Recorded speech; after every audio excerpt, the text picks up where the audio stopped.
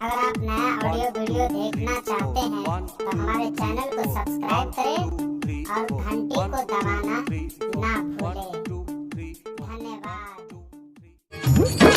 माँ Gayatri recording studio DJ Sumit Satish Verma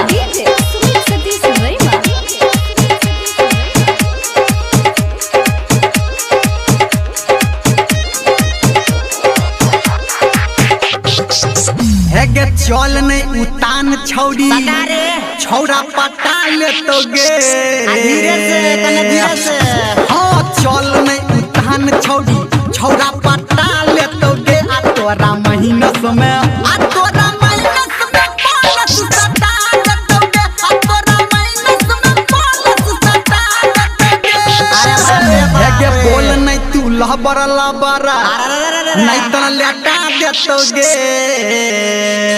आता बुझला का छौरी हेगे बोल नहीं तू लबर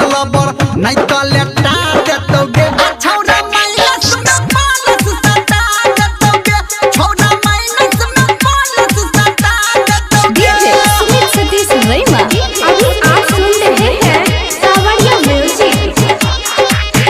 होटा लाली लगाबै छौड़ी भोरे भोरे खेजर लबली लगाबै छौड़ी भोरे भोरे होटा लाली लगाबै छौड़ी भोरे भोरे खेजर लबली लगाबै छौड़ी भोरे भोरे अरे बाप रे बाहुर की सब लगबै छै रे हाँ पहिरै ड्रेस छौड़ी सटल सटल नीचा से जींस एकर फटल फटल हाँ पहिरै ड्रेस छौड़ी सटल सटल नीचा से जींस एकर फटल फटल आ डीजे वाला छौड़ा गे छौड़िया अरे बेरा हरिया में नहीं रे आ डीजे वाला छौड़ा तोरा खूबे है गे मिसतो आ टिपतो गे छौरी टिपतो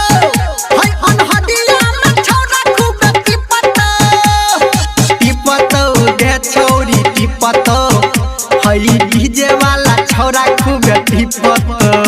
अरे रे हेगे लागे छातू चिकन चाकन नून चटा देतो गे हेगे लागे छातू चिकन चाकन नून चटा देतो गे आ छौरा महीनस में आ छौरा महीनस में बोनस सटा देतो गे आ छौरा महीनस में बोनस सटा देतो गे डीजे सुमित सतीश वर्मा रमेश निर्मलिया। हेरे काजर लगाबै छौड़ी भोरे भोरे आ अलता लगाबै छौड़ी भोरे भोरे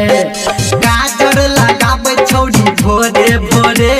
आ अलता लगाबै छौड़ी भोरे भोरे अरे हम तो सैंपल लगबै देखलिए छौरी के हेरे दुनू गाल एकर फूलल फूलल आ चोली के अनार एकर झूलल झूलल हाँ दुनू गाल एकर फूलल फूलल आ चोली के अनार एकर झूलल झूलल ओए होए आ भलुम समझ के गे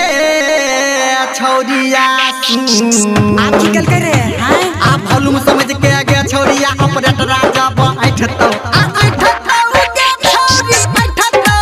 हाय तोरा दुनू भलुम के ऐठतो गे छौरी ऐठतो हाय तोरा दुनू बटम के टिपतो ई त छौरा निर्मलिया के कमाल बुझाय है के कहो धर्मेंद्र निर्मलिया लाज हटा